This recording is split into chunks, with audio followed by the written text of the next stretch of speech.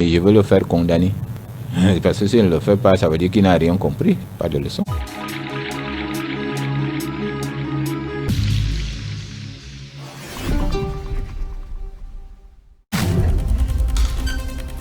Comme un seul homme, ils sont tous restés soudés et mobilisés, les près de 2000 employés que compte l'Empire Groupe L'Anecdote, derrière leur guide, Sa Majesté Jean-Pierre Amougou Belinga, depuis le déclenchement de l'affaire Ernest Dieudonné Obamanana, l'ex-directeur de Vision 4, l'homme qui l'aura malgré ses largesses trahi.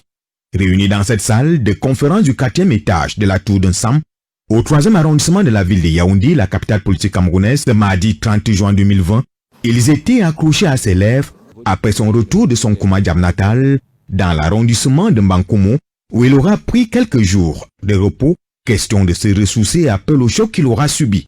Une réunion très attendue par tous les collaborateurs, avec des annonces très fortes. Et comme il fallait bien s'y attendre, en termes d'annonces à ses collaborateurs, comme il en a d'ailleurs d'habitude, Martial Tadé Owona, le chef de chaîne des satellites FM pour services rendus et surtout pour sa fidélité incommensurable, se verra construire dans un bref délai, au fait du Zomlois des Zomlois, une résidence digne d'un haut cadre du groupe L'Anecdote dans l'un des quartiers chics de la ville de Yaoundé. J'ai pas de mots, je suis un peu perdu, je suis encore sur un nuage. Vous savez, je vais rendre grâce à Dieu d'abord, et lorsque j'ai rendu grâce à Dieu, je voudrais dire merci. Merci, même si ce n'est pas suffisant.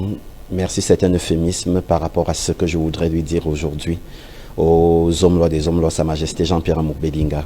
Au sujet de Ernest Dieudonné Obamanana, l'ancien directeur de rédaction du journal L'Anecdote, et contrairement aux malheureux propos véhiculés sur les plateformes sociales, qui ont conclu très tôt que la demande d'arrêt de la procédure de placement en détention provisoire dans la maison d'arrêt de Konongi de l'infortuné était l'œuvre des prétendus hauts dignitaires de la République, le patron de Télésud s'est voulu clair. Mais le crime ne restera pas impuni.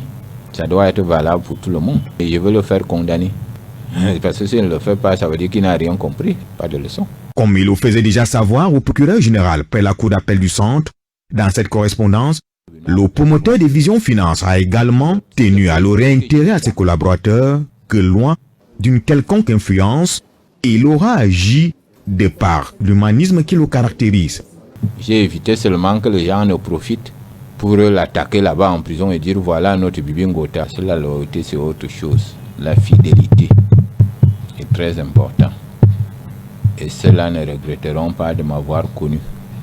Tout en remerciant ses collaborateurs qui l'auront beaucoup soutenu dans cette dure épreuve d'abus de confiance aggravés et des trahisons d'Ernest Dieudonné Obamanana, le digne fils et camp des régions du centre, sud et est promet que son groupe, plus que par le passé, restera imperturbable face aux multiples attaques et annonce par ailleurs des réformes profondes dans un proche avenir. Le groupe